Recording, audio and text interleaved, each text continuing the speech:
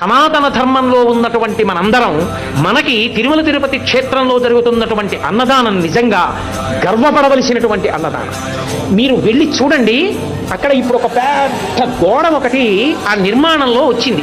ఆ గోడ మీద ఒక అద్భుతమైనటువంటి చిత్రాన్ని రూపకల్పన చేస్తున్నారు. సలహాలు ఇమ్మని కోరుతూ పుస్తకాలు పెట్టారు. అక్కడ శ్రీశైల క్షేత్రంలో బయలుదేరి త్రిపురాంతకం వచ్చి, త్రిపురాంతకంలో బయలుదేరి మహానంది వచ్చి, మహానందిలో బయలుదేరి అహోబల క్షేత్రం వచ్చి, అహోబల క్షేత్రంలో బయలుదేరి తిరుమల వస్తాయి.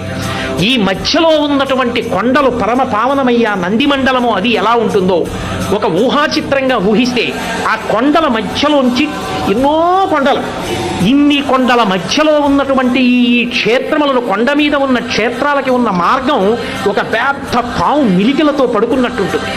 అది వెంకటాచలం దగ్గరికి వచ్చేటప్పటికి పడగలు విప్పి శేషుడు అవుతుంది. దాని మీద ఆనంద నిలయం ఒక మణి అవుతుంది.